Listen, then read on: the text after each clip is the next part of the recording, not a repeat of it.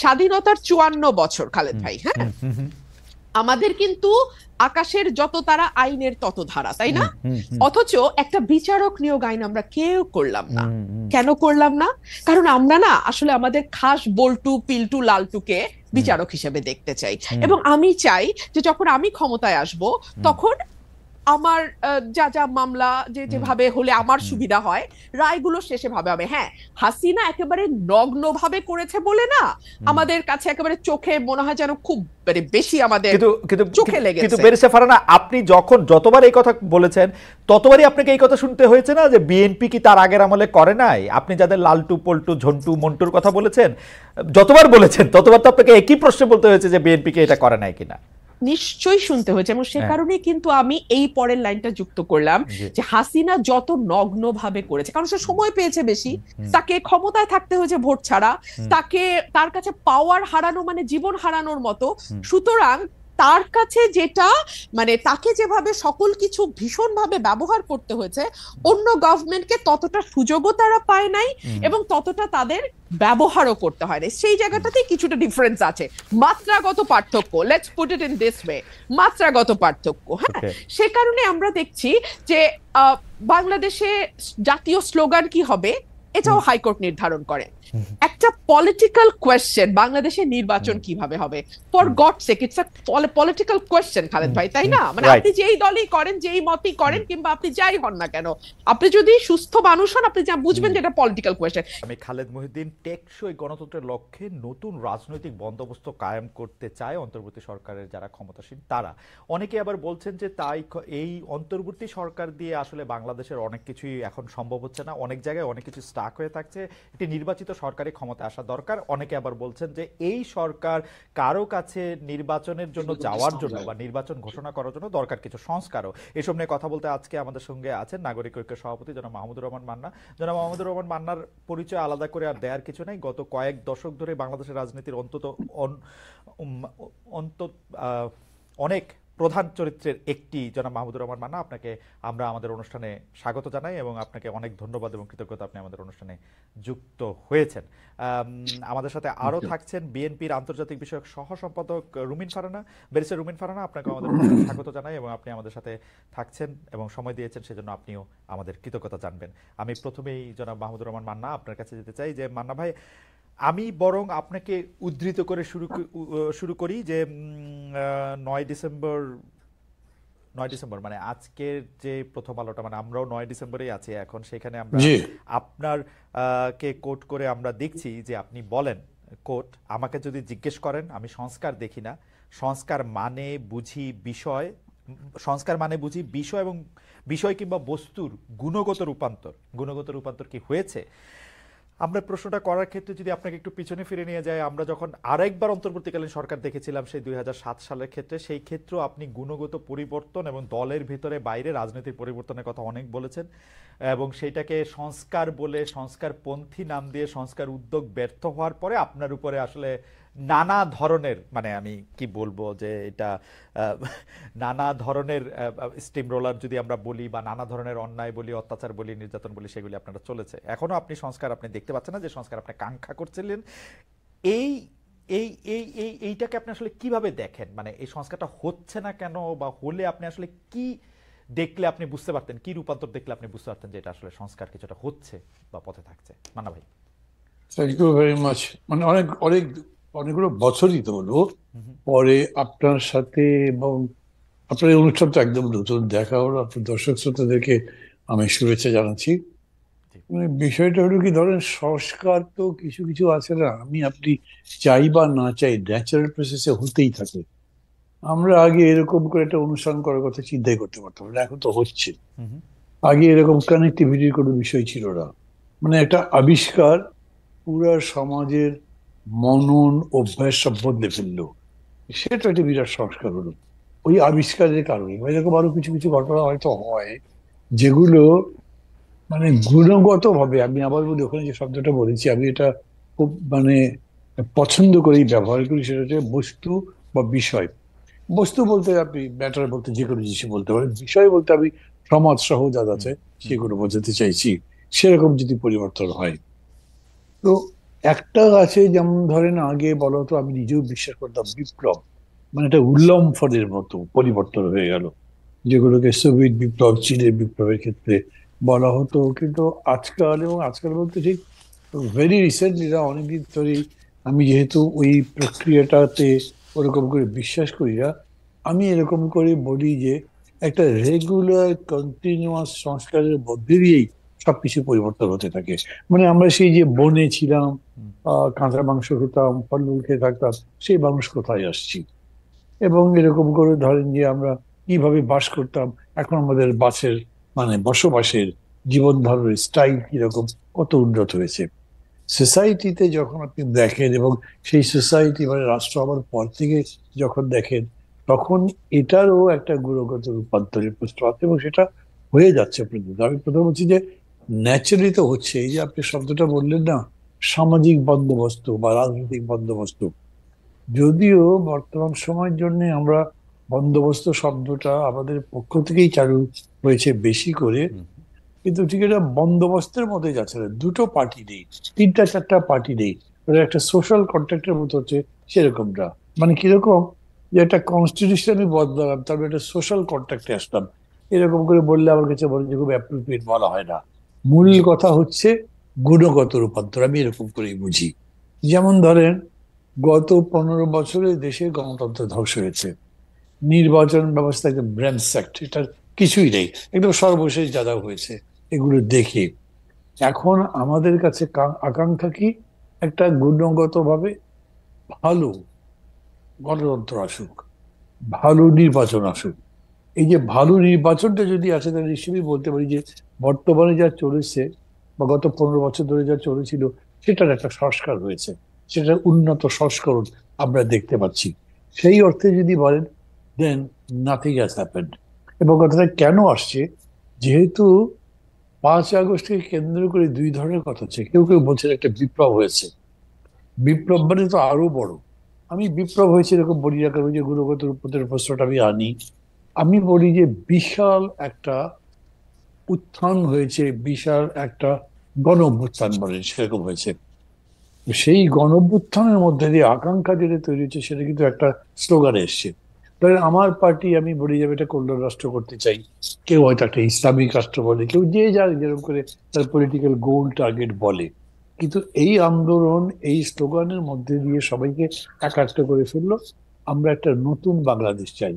নতুন বাংলাদেশ মানে কি, পুরানো যা যা ছিল পরিত্যাজ্য, বর্জ্য, যেটা আমাদের জন্য কষ্টদায়ক, পীড়াদায়ক ছিল, যেটা আমাদের জন্য লজ্জাজনক ছিল, যেটা সাধারণ মানুষের জন্য অপমানকর, মানে নিন্দার হোক, যেটা সাধারণ মানুষের জন্য আপনার অসহ্য এরকম ছিল, সব মধ্যে একটা স্বচ্ছ, আরামপ্রদ, বাসযোগ্য, উন্নত রাষ্ট্র গড়ে তুলবো, দেশ গড়ে তুলবো। এটাই হচ্ছে আমরা এখন মানে সংস্কারের এই আধুনিক রূপটা বলবো।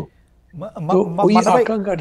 মান্না ভাই, একটা বিষয় কি একটু ছোট করে জানতে চাইতে পারি কিনা, সেটা হচ্ছে এরকম আপনি যেরকম একটি আদর্শ রাষ্ট্রের চাহিদার কথা বা কাঙ্ক্ষার কথা আপনি বলছেন, কিন্তু আমি তো আমার বিবেচনায় দেখতেছি যে কেউ কেউ মনে করছেন যে তারা আসলে গণতন্ত্র বা যেরকম চান বা নতুন বাংলাদেশ চান যেরকম, সেটা হচ্ছে যে আওয়ামী লীগ যে অপরাধগুলি করেছে, সেটা করার স্বাধীনতাটাকে তারা গণতন্ত্র মনে করতেছেন, তারা নিজেরা করার ব্যাপারে, মানে এটা আওয়ামী লীগের করতে দেবো না, আমি করব। মানে খালেদ, এইটা তো ধরেন আপনি প্রশ্ন যদি আমাকে করেন, এটার কি কোনো উত্তর আছে? আওয়ামী লীগ যা যা করেছে সেইটা করার স্বাধীনতার নাম, হ্যাঁ, হ্যাঁ, মানে স্বাধীনতা, ওই স্বাধীনতা মানে কি কোনো গণতন্ত্র, না নির্বাচন, না সংস্কার, নাকি those are all bad things এক কথায়। জি, যা যা ছিল বাজে জিনিস, সেই জিনিসটা না, কোনোভাবেই সংস্কারের কিংবা নতুন বাংলাদেশ গড়ে তোলার মধ্যে ওই আকাঙ্ক্ষা ছিল না। আর একটা জিনিস আমি আপনাকে বলি, কিছু আছে না, হয়তো উচ্চারিত হতে হবে এরকম কোনো কথা নেই। হুম, হুম, এই যে ছাত্র জনতা যেরকম করে জীবন দিল, হুম, হুম, এটার মধ্যেও একটা মাহাত্ম্য আছে না। হুম, হুম, শেখ হাসিনা ডেকে ডেকে বলছে, চালাও গুলি, যত লোক বলে বলুক, আমার ক্ষমতা চাই। আর হুম, তারা জবাব দিচ্ছে, আমরা তো মারছি, কিন্তু একটা মরে চারটা দাঁড়িয়ে যায়। হুম, এরকম তো আমরা আগে দেখি নাই। এবং খালেদ, ইনফ্যাক্ট বাংলাদেশে তাই হয়েছে। ওই যে আপনি উগান্ডার যুবকরা যেরকম বলছিল না, হুম, যে এই অপমানকর জীবনযাপন করতে করতে আমরা ক্লান্ত, এবার কিছু সাহস দেখাতে চাই, ওই সাহস তো বাংলাদেশে এখানে দেখিয়েছে। রাজনৈতিক দলগুলো যে সাহস দেখাতে পারে নাই, বিএনপি সহ আমরা সবাই মিলে কি বিশাল বিশাল সমাবেশ ইত্যাদি, কিন্তু চোখে চোখ রেখে লড়াই করবার সাহস, প্রয়োজনে জীবন দেবার সাহস, জীবন দিয়ে আমরা জীবন নেব, জীবন কিনবো, জীবন প্রতিষ্ঠা করব, এই রকম কেউ করতে পারে। ওরা যখন করেছে তার মানে এটার মধ্যে বিরাট একটা মাহাত্ম্য আছে। এটা আপনি যদি বুঝতে না পারেন তাহলে আপনি এই অভ্যুত্থানের মাহাত্ম্য বা তাৎপর্যই বুঝলেন না। মানে ভাই আপনাকে ধন্যবাদ। আমি আপনার এই জায়গা থেকে একটু ব্যারিস্টার রুমেন ফারহানার কাছে যাই। মানে ওটা আমার না বোঝা না, মানে অনেকে যে এইটার ইন্টারপ্রিটেশন এরকম করতেছেন সেইটার জায়গা থেকে আমি একটু বলি।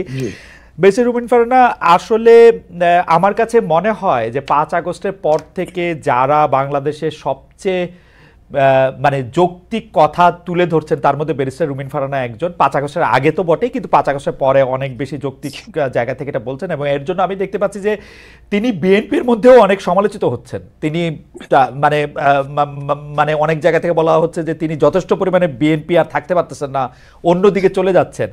ব্যারিস্টার ফারহানা, এটা নিয়ে আপনি একটু আমাদেরকে একটু বলবেন। আর আমার মান্না ভাই যেটা বললেন যে আসলে তো বড় বড় রাজনৈতিক দলরা, মানে এটা তো আসলে বিএনপি নামে আসে, যেটা করে দেখাতে পারে নাই, ওরা মৃত্যু দিয়ে রক্ত দিয়ে এটা করে দেখিয়েছে। এখন যে আমরা অনেকে এসে বলছি যে এটার ভাগও আমাদের চাই, আমাদের এটা করতে হবে সেটা করতে হবে, সেইটাও বা আপনি কিভাবে দেখেন? সংস্কারটা আপনার কাছে আসলে কি, কোনটা দেখলে আপনি বুঝবেন? মান্না ভাই খুব চমৎকার তার জায়গা থেকে বলেছেন যে কি হলে তিনি এটি বুঝবেন যে এদিকে আগাচ্ছে।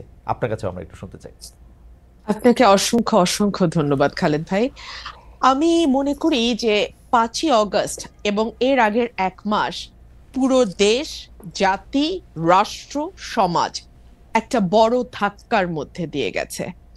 এমন একটা অভ্যুত্থান যেটা হয়তো আর ঠিক অভ্যুত্থানটি হবার 1 সপ্তাহ আগেও কেউ চিন্তা করতে পারে নাই, এবং মোটামুটি সকল রাজনৈতিক দল সহ দেশের মানুষও এক প্রকার মেনে নিয়েছিল যে 2028 সাল পর্যন্ত অ্যাটলিস্ট চোখ বন্ধ করে আওয়ামী লীগ থাকবে, এবং তারপরেও আরো 5 বছর থেকে সেটা সেই 41 পর্যন্ত গড়াবে কিনা সেটা নিয়ে নানান তর্ক বিতর্ক বা কিছু কথাবার্তা হয়তো সমাজে বা রাজনীতির মাঠে চালু ছিল, কিন্তু অ্যাটলিস্ট 28 পর্যন্ত মোটা দাগে সকলেই হাসিনাকে মেনে নিয়েছিল। কিন্তু এর মধ্যে যে হঠাৎ করে এমন একটি ধাক্কা আসবে, সেটা আজকে বুকে হাত দিয়ে সকলে যদি যার যার কাছে নিজের সৎ থেকে আয়নার সামনে দাঁড়িয়ে নিজেকে প্রশ্ন করে, আমার মনে হয় তারা তাদের উত্তরটি পেয়ে যাবে। আর যে কথাটি আপনি বলছেন যে খুব বেশি বোধহয় আর পার্টিজান থাকা যাচ্ছে না, খুব বেশি বোধহয় বিএনপি আর আমাকে মনে হচ্ছে না, তার কারণ সম্ভবত এই ধাক্কাটি না আমার মনে হয় প্রত্যেকের ভেতরেই নাড়া দিয়ে গেছে। ধরুন আমি যদি একজন ব্যক্তিগত রাজনীতিবিদের বা একজন রাজনৈতিক ক্ষুদ্র কর্মী এবং একজন আইনজীবী মানবাধিকার কর্মীর চোখ দিয়ে পুরো ঘটনাটিকে দেখি, আমার কাছে মনে হয়েছে কেবলমাত্র একটি নির্বাচন, কেবলমাত্র মন্ত্রিসভার মুখগুলোর পরিবর্তন, কিংবা কেবলমাত্র সংসদ সদস্যদের এক পালের পরিবর্তে অন্য পাল গিয়ে সংসদে বসে যাওয়ার জন্যই এই 2000 মানুষ রক্ত দেয়নি। আবু সাইদ একেবারে নির্ভীক চিত্তে একটা গুলি, তারপরে আরেকটা গুলি, এবং ধীরে ধীরে তার মাটিতে বসে পড়া, এই বিষয়গুলো আসলে না এক পাল মানুষের বদলে আরেকটা পাল মানুষের বসে যাবার জন্য হয়নি। এবং আমার কাছে মনে হয়েছে যে আমার চিন্তার জগতে যে বিরাট একটি ধাক্কা লেগেছে, এই ধাক্কাটি আসলে সকলেরই কম বেশি লেগেছে, কিন্তু এটার স্থায়িত্ব বা এটার ইম্প্যাক্ট এক একজনের জীবনে এক এক রকম হবে। ধরুন আমার কাছে মনে হয়েছে যে একটি সুষ্ঠু নির্বাচন, বাংলাদেশে যদি একটি সুষ্ঠু নির্বাচনের ধারাবাহিকতা থাকতো তাহলে কি হতো? তাহলে 2014 সালে হাইলি লাইকলি বিএনপি সরকার গঠন করত এবং শেখ হাসিনা এবং আওয়ামী লীগ বিরোধী দলে বসতো। 18তে গিয়ে হয়তো আবার তারা ক্ষমতায় যেত, 24-এ হয়তো আবার অন্য আরেকটি দল বিএনপি হয়তো ক্ষমতায় আসতো। এভাবে একটা পালা বদলের মধ্যে দিয়ে যেত, এবং পালা বদলের মধ্যে দিয়ে গেলে যে বিষয়টি হতো খালেদ, আমার কাছে মনে হয় রাষ্ট্রের যে প্রতিষ্ঠানগুলো যেগুলোকে দুমড়ে মুচড়ে ভেঙে ফেলা হয়েছে 15 বছরে, সেই প্রতিষ্ঠানগুলোকে এভাবে হয়তো ভেঙে ফেলা যেত না। আজকে যেভাবে আমরা দেখতে পাচ্ছি মসজিদের খতিব থেকে শুরু করে একেবারে পাড়ার স্কুলের হেডমাস্টার পর্যন্ত পালিয়ে যে প্রাণ বাঁচাচ্ছেন, কারণ সোশ্যাল টেক্সচারটা পুরোপুরি নষ্ট হয়ে গিয়ে একেবারে প্রান্তিক লেভেল পর্যন্ত সকলকেই এক দলের সদস্য হয়ে যেতে হচ্ছে। এই অবস্থাতে বাংলাদেশ যেত না। একটা পাওয়ারের তো একটা ব্যালেন্স থাকে, ভার্টিক্যাল এন্ড হরাইজন্টাল। ভার্টিক্যালটা হয় রাষ্ট্র, হরাইজন্টালটা হয় সমাজ। কিন্তু আমাদের এই সমাজের টেক্সচারটাকে, সমাজের বুননটাকে খুবই সিস্টেম্যাটিক্যালি হত্যা করা হয়েছে, এবং হত্যা করা হয়েছে খুবই একটা পারপাসফুলি, একটা মানে লক্ষ্যকে সামনে রেখে। লক্ষ্যটা হচ্ছে আমাকে যে কোনো মূল্যে ক্ষমতায় থাকতে হবে। সুতরাং এইরকম ভুল যদি পরবর্তীতে কোনো রাজনৈতিক গোষ্ঠী এই ভুলটি করবার ন্যূনতম চেষ্টা করে, এই দেশের মানুষ কিন্তু মরতে শিখেছে, এবং ওরা কিন্তু একটা ভীতির মধ্যে ছিল। হ্যাঁ, 15 বছর লিখতে ভয় পায়, বলতে ভয় পায়, নিজেকে এক্সপ্রেস করতে ভয় পায়, ইচ্ছা করে একটা পালের মধ্যে লুকিয়ে থাকে। সেই জায়গা থেকে একটু ইন্টারাপ্ট করি, আপনি যেই অবস্থাটা বর্ণনা দিলেন, আপনার মনে কি এই শঙ্কাটা রয়ে গেছে, যেহেতু আপনি শুরু করেছিলেন যে এক পাল মানুষ থেকে আরেক পাল মানুষ, আপনার মধ্যে কি এই শঙ্কা রয়ে গেছে যে বিএনপি আসলেও তাদের ইয়াটা একটা লম্বা হবে এবং প্রায় একই ধরনের জায়গা হবে, যেইটা মানে যেই আশঙ্কা মান্না ভাইয়েরও আছে, সেই আশঙ্কা কি আপনারও আছে যদি আসলে এই গুণগত পরিবর্তনটা না হয়? দেখুন, বিএনপি 17 বছর নানান রকম জুলুমের মধ্যে দিয়ে গেছে। এই জুলুমের শিক্ষা বিএনপি কতটা নিয়েছে এটা বিএনপি ক্ষমতায় আসলেই আরো পরিষ্কারভাবে বোঝা যাবে।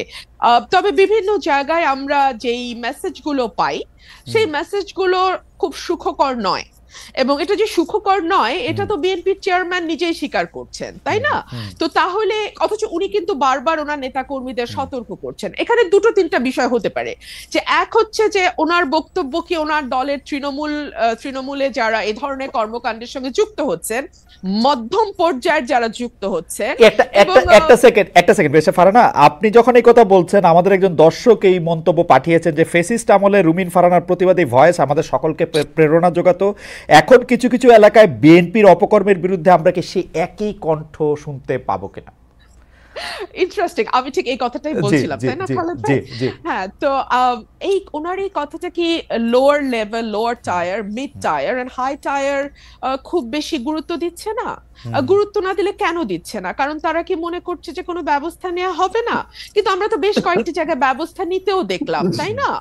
যদিও পরবর্তীতে আমরা দেখেছি যে অনেককেই আবার স্থগিত পদ আবার ফিরে এসছে, কিংবা বিরাট অভিষেকও হয়েছে দলে। তো এগুলো কি আসলে একটা বার্তা পৌঁছায় যে আসলে খুব বেশি কিছু হবে না, এই প্রথম একটু একটু ব্যবস্থা হবে, পরে আবার যেই থোর বড়ি খাড়া বড়ি থোর? তো এই কথাগুলো বলবার একজন রাজনৈতিক কর্মী হিসেবে আমার বাংলাদেশে বসে একটু কিছু টোল আছে ডেফিনেটলি, তাই না? সো ফর এক্সাম্পল, সেই টোলটা কি হতে পারে? আমি নিজেও নিজের সাথে হিসাব করেছি। সেই টোলটা হতে পারে যে হয়তো আমাকে নমিনেশন দেওয়া হবে না, মন্ত্রিত্বের হয়তো প্রশ্ন থাকবে না। কিন্তু দেখুন, একটা রাষ্ট্র গঠন করতে এই ছোট ছোট জিনিসগুলোতে ছাড় দেয়া, আমার এমপি না হওয়া, কিংবা আমার মতন আর 10 জন যদি কারো সাহস, আমি জানি না 15 বছর আমি সাহস দেখি নাই, আগামী 10 বছর আমি সাহস দেখবো কিনা Khaled, I am very sorry. আমি না বেরিসা ফারানা, আপনাকে একটু থামাই এ পর্যায়ে। আমি শুধু প্রশ্নটা করে রাখি, সেটা হচ্ছে যে আপনি একাদশ জাতীয় সংসদে অন্যতম বিরোধী কণ্ঠস্বর ছিলেন, সংসদের মধ্যে সংসদের বাইরে, কিন্তু যারাই বিগত 3 সংসদ নির্বাচন অংশ নিয়েছেন, সংসদে গিয়েছিলেন, তাদের ভালোভাবে দেখছে না বৈষম্য বিরোধী ছাত্র আন্দোলনের নেতারা বিগত 3টি নির্বাচনের সমালোচনা করলে একই সঙ্গে সংসদে থাকা ঠিক হয়েছে কিনা সেটি প্রশ্ন করছে। আমাদের দুটি প্রশ্ন, যে আপনি আসলে অন্য কোনো রাজনৈতিক দলে, বিশেষ করে এই বৈষম্য বিরোধী ছাত্র আন্দোলনে যদি একটি রাজনৈতিক দল সংগঠন করে, সেখানে আপনি যাবেন কিনা, এক। আর দুই হচ্ছে যে আপনি যে আশঙ্কাটি করছেন যে আসলে নমিনেশন মনোনয়ন না পাওয়ার ব্যাপারে, সেটির ক্ষেত্রে আমি সেটা বলছি না খালেদ, আমি একটু ক্লিয়ার করি, না হলে না খুব একটা হেজি হয়ে থাকে। মানে আমি বলছি এই ঝুঁকিগুলো বাংলাদেশের প্রেক্ষাপটে তৈরি হয়, আমি পাবো না বা পাবো কোনোটাই বলছি না, এই ঝুঁকি তৈরি হয়। এখন এই ঝুঁকি নেওয়ার দেশের স্বার্থে, দেশের কল্যাণ, এবং যে ধরেন একগুচ্ছ মানুষ, কয়েক লক্ষ মানুষের কিন্তু একটা প্রত্যাশা যে 15 বছর তো ওই মানুষটিকে আমরা সত্য বলতে দেখেছি, সাহসী ভূমিকায় দেখেছি, এখন কি তিনি ওই জায়গাগুলোতে কম্প্রোমাইজড হয়ে যাবেন? একটি নমিনেশনের জন্য কিংবা একটি মন্ত্রিত্বের জন্য করে কম্প্রোমাইজ করবেন? আমি আসলে বেছে নিয়েছি কম্প্রোমাইজ না করাটাই। ওকে, আমরা ওই প্রশ্নটা, মানে আপনি বৈষম্য বিরোধী ছাত্র আন্দোলনের সঙ্গে যাবেন কিনা, তারা রাজনৈতিক দল করলে হলে সেই প্রশ্নটাতে আমরা একটু পরে আসবো। আমি আবারও আপনাদের দর্শকদের মানে আপনার এই পজিশনের অনুবাদ দর্শকদের কারো কারো কাছে কি সেটি একটু আপনাকে শোনাই, শুনে আপনি একটু মান্নান ভাইয়ের কাছে যাই। মাহফুজ আহমেদ তিনি ইংরেজিতে বলছেন, the lady is hypocritical, she doesn't prefer Awami League but she has soft corner for student wing of Awami League. যাই হোক, এটা আপনাকে দেখে কেন মনে হলো সেটা আমি জানি না, সেটা তার অনুবাদ। আমি একটু মান্না ভাইয়ের কাছে আসি যে মান্না ভাই, আপনার মনে আছে যে কয়েক বছর আগে বিএনপি নেতা সাদেক হোসেন খোকার সাথে একটি টেলিফোন সংলাপ সরকার শুধু ফাঁস করে থেমে থাকেনি, এর কারণে আপনাকে জেলেও নেওয়া হয়েছিল, জেল কাটতে হয়েছিল। সেই আলোচনায় ক্যাম্পাসে ছাত্রলীগের ক্ষমতা খর্ব করা, আন্দোলনে ছাত্রদের আত্মত্যাগ, এমন সব বিষয় ছিল। 24 সালে এসে আমরা দেখলাম ছাত্রলীগকে ঢাকা বিশ্ববিদ্যালয় ক্যাম্পাস থেকে বিতাড়িত করা, আবু সাইদ মুগ্ধের মতো ছাত্রদের আত্মত্যাগের কারণেই সরকারের পতন হয়েছে। 24-এর মতো একটা আন্দোলন প্রয়োজন, সেটাকে আপনি 2015 সালেই আপনি বুঝতে পেরেছিলেন কিনা, এবং সেইটা নিয়ে আপনার মধ্যে একটা তোলপাড় চলছিল কিনা? ওই রকম করে বলা ঠিক হবে না। হয় কি, ধরেন আপনি একটা সুযোগ বুঝেই নিজেকে জাহির করার জন্য কথাবার্তা বলতে থাকলেন, এগুলো আলটিমেটলি লোকজনের চোখে ধরা পড়ে। আমি ওসব কাজ করি না। আর এই হিপোক্রেসি জিনিসটা এমন নয় যে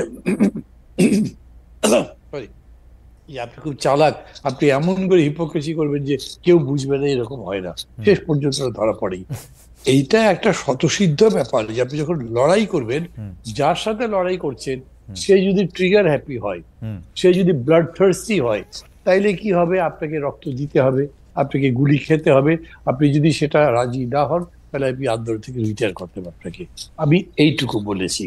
কিন্তু ধরেন একটা পর্যায়ে এসে এটা খুবই স্পষ্ট হয়েছে যে এই সরকার এমনি এমনি যাবে না, এবং তার জন্য রক্ত দিতে হবে, তার জন্য জীবন দেওয়ার প্রয়োজন আছে, অনেক বেশি কষ্ট সহ্য করতে হবে। কষ্ট তো আমরা সহ্য করছি না, কিন্তু এইরকম করে অকাতরে জীবন দিতে হবে এই ব্যাপারটা আমরা বুঝি নাই। এটা যদি আমাকে বলেন যে আমি কি এটা ইভেন ধরেন জুলাই শুরুতেও বুঝেছিলাম, তা বুঝি নাই। কারণ কি, মানে নিজের বিবেকের মধ্যে এটা কল্পনাতে আসতে পারেন না, কল্পনাতে আসতে পারে যে এইরকম করে কেউ মানে নৃশংস হতে পারে, এরকম করে কেউ হৃদয়হীন হতে পারে, এইটা আমার বিবেচনার মধ্যে আসেনি। যদি আমি খুব অনেস্টলি বলি, আমি কয়েকটা বক্তৃতায় বলেছি Sheikh Hasina she has a কি বললো মেটালিক হার্ট, ওইটা একটা জেনুইন হিউম্যান হার্টটা যদি হতো, তাহলে এই যে মায়ের কান্না ইত্যাদিতে এত দেখে উনি এগুলো নিশ্চয়ই বিচলিত হতেন বা ঘুরে দাঁড়াতেন বা ঘুরে যেতেন, করেননি তো। সেই কারণে শেষের দিকে যেটা হবে সেটার পক্ষে আমি একটা কথা বলি। ধরেন এই যে একটা খুব ঐতিহাসিক ঘটনা, একটু ছোট্ট একটা জোকের মতো করি। বাংলাদেশের ঐতিহাসিক জায়গা কি জানেন? বিশাল আন্দোলনের মধ্যে দিয়ে সরকারের পথের পর বিরোধী দলের নেতা পলায়ন, পুরো পার্টি পলায়ন করেছে, এই উদাহরণ আছে। আবার সাম্প্রতিক উদাহরণটা হয়েছে এরকম যে বিশাল বিশাল গণঅভ্যুত্থানে সরকারের পতনের পরে যে মূল বিরোধী রাজনৈতিক দল তারা সাইড লাইনে আছে, তারা কিন্তু সামনে নাই, আন্দোলনের পতাকা তাদের হাতে নাই। এই যে এই ঘটনাটা ঘটলো, এটা কেন? এটা না বোঝার কারণে। 28 অক্টোবরের আগে যখন আমাদের লিয়াজো কমিটি বসছে, তখন কি প্রোগ্রাম করব আমরা, এই আলোচনা হয়েছে। আমি খুব স্ট্রেট বলেছি যে আমাদের নিজেদের কিন্তু এটা রেডি থাকতে হবে যে এরকম পরিস্থিতি হতে পারে। কারণ তারা তো ঘোষণা দিয়েছে যে তারা এগুলো করতে দেবে না, সমাবেশ করতে কিছু করতে দেবে না। তখন মানে আমি ঠিক নাম বলে কাউকে ইমপ্লিকেট করতে চাচ্ছি না, কিন্তু তারপর বিএনপির পক্ষ থেকে বলা হয়েছে ভাই কত লোক মারা যাবে। I said you have nothing to do, কি করবেন আপনি? জীবন যদি যায় তো যাবে। আপনার যদি মনে থাকে যে, তাহলে আমি আপনাকে বলি যে আপনি আমার যে ক্যাসেটের কথাটা বললেন না খোকাবের সঙ্গে, ওটা নিয়ে দেখতে পারেন। উনি জিজ্ঞেস করেছেন, ওই যে আমি যখন বলছি ইউনিভার্সিটি থেকে এটা করতে বেরোচ্ছি, তাহলে তো ওখানে রক্ত ঝরবে, গুলি হবে, লাশ পড়বে, তো মানুষ না, লাশ না, রক্ত ঝরবে, মানুষ পড়বে। তো আমি বলেছি যে আপনার কিছু করার নেই, আপনাকে করতে হবে, আমি তো পারছি না, তারা যদি পারে আবার তার বিরুদ্ধে দাঁড়াতে হবে। ঠিক এই কথা আমি বলছি যে আলটিমেটলি এইটা বোঝা গেছে, আপনাকে চ্যালেঞ্জটা নিতে হবে, আপনাকে পাঞ্জা লড়তে হবে, বলতে হবে আইদার ইউ অর বি। এখানে আর মাঝামাঝি কোনো জায়গা নেই। মানে আপনার জন্য প্রশ্ন হচ্ছে যে আমার প্রশ্নটা আমি একটু পরে করি, আপনি যদি চট করে। আপনার জন্য প্রশ্ন হচ্ছে যে আপনি জানেন যে হাইকোর্টের একটা অর্ডারে বলা হয়েছে যে জয় বাংলা বলার এখন আর কোনো বাধ্যবাধকতা নেই, যেটা সরকার বাধ্য করেছিল যে জয় বাংলাই হচ্ছে একটা স্লোগান। হাইকোর্টের অর্ডারটা আমি যেরকম বুঝেছি যে এটার বাধ্যবাধকতা নেই, যার ইচ্ছা সে দিবে, যার ইচ্ছা সে দিবে না, ব্যাপারটা এরকমই মনে হচ্ছে। আপনি এটাকে কিভাবে দেখেন যে এটা নিয়ে আসলে লোকজন আপনাকে প্রশ্ন করছেন? মানে প্রথম কথা হচ্ছে, ধরেন না, কেউ আমাকে প্রশ্ন করে এটা দেশে ওই জয় বাংলা না না না, আমাদের এখানে যখন তারা মানে যুক্ত হচ্ছে তারা প্রশ্ন করছে। হ্যাঁ, তো আমি বলছি যে ধরেন এইসব কথার বা এগুলো অর্ডারের বা রায়ের যে লিগ্যাল ইমপ্লিকেশন, এটার মধ্যে আমি বলতে চাই না, বিকজ আমি ওটা বুঝি কম। কিন্তু আমি অলওয়েজ এই ধরনের অর্ডার পলিটিক্যাল মিনিংটা বুঝতে চাই। পলিটিক্যাল মিনিং যদি বলেন, তাহলে কোনো সময়ের জন্যই কোনো স্লোগান আমার জন্য বাধ্যবাধকতা হতে পারে না। ওকে, এখন ধরেন জাতি রাজি হলো, তারপরেও কোর্ট রাইজের সবাই মেনে নিল, কিন্তু আমার কাছে সেই স্লোগানটা পছন্দ নাও হতে পারে। আপনি তো আমার জোর করে চাপিয়ে দিতে পারেন না। ডেমোক্রেসি এরকম নয়, it is just the rule of majority. তার ওপিনিয়ন যাতে বলে তার ভিত্তিতে হয়। It is also right for the minority to express, যে তারা যাতে তাদের কথা বলতে পারে। তারা বলবে যে আমি ঠিক পরে করছি না। ওকে, ফেয়ার এনাফ।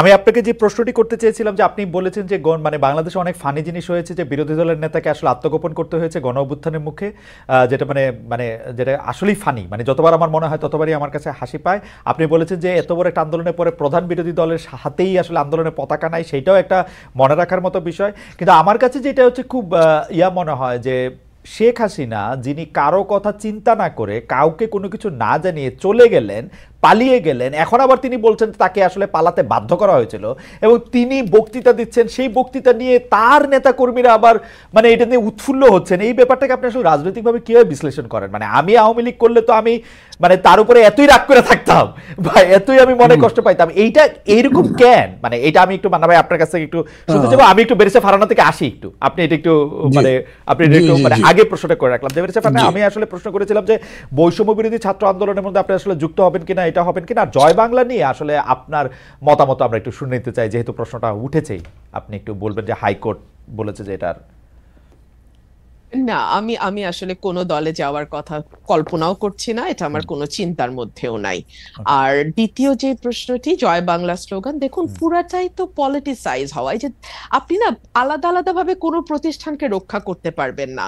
আপনি যখন সকল কিছুকে একত্র করবেন একটি বিশেষ লক্ষ্যে, তখন আপনি পিসমিল বেসিস, আচ্ছা জুডিশিয়ারিটা ঠিক রাখি, কিংবা আচ্ছা থাক আমি প্রশাসনটাকে ঠিক রাখি, ইট ইজ ইম্পসিবল খালেদ ভাই। সেই কারণেই যেটা হয়েছে, জুডিশিয়ারি প্রতিটি নিয়োগ, প্রতিটি পদোন্নতি, অ্যাপেলেট ডিভিশনে যাওয়া, অ্যাপেলেট ডিভিশন থেকে কে চিফ জাস্টিস হবেন সেটা নির্ণয় করা, এই সকল কিছুই আসলে রাজনৈতিক সিদ্ধান্তে হয়েছে। এবং আপনি চিন্তা করে দেখেন, এই যে আবারও সেই ইতিহাস টানতে হয়, স্বাধীনতার 54 বছর খালেদ ভাই, হ্যাঁ, আমাদের কিন্তু আকাশের যত তারা আইনের তত ধারা, তাই না? অথচ একটা বিচারক নিয়োগ আইন আমরা কেউ করলাম না। কেন করলাম না? কারণ আমরা না আসলে আমাদের খাস বল্টু পিল্টু লালটুকে বিচারক হিসেবে দেখতে চাই। এবং আমি চাই যে যখন আমি ক্ষমতায় আসব, তখন আমার যা যা মামলা যেভাবে হলে আমার সুবিধা হয়, রায়গুলো শেষে ভাবে হবে। হ্যাঁ, হাসিনা একেবারে নগ্ন ভাবে করেছে বলে না, আমাদের কাছে একেবারে চোখে মনে হয় যেন খুব বেশি আমাদের চোখে লেগেছে। কিন্তু বেরেসা ফারানা, আপনি যতবার এই কথা বলেছেন ততবারই আপনাকে এই কথা শুনতে হয়েছে না যে বিএনপি কি তার আগের আমলে করে নাই? আপনি যাদের লালটু পল্টু ঝন্টু মন্টুর কথা বলেছেন, যতবার বলেছেন ততবার তো আপনাকে একই প্রশ্ন বলতে হয়েছে যে বিএনপি কে এটা করে নাই কিনা। নিশ্চয়ই শুনতে হয়েছে, এবং সে কারণে কিন্তু আমি এই পরের লাইনটা যুক্ত করলাম যে হাসিনা যত নগ্ন ভাবে করেছে, কারণ সে সময় পেয়েছে বেশি, তাকে ক্ষমতায় থাকতে হয়েছে ভোট ছাড়া, তার কাছে পাওয়ার হারানো মানে জীবন হারানোর মতো।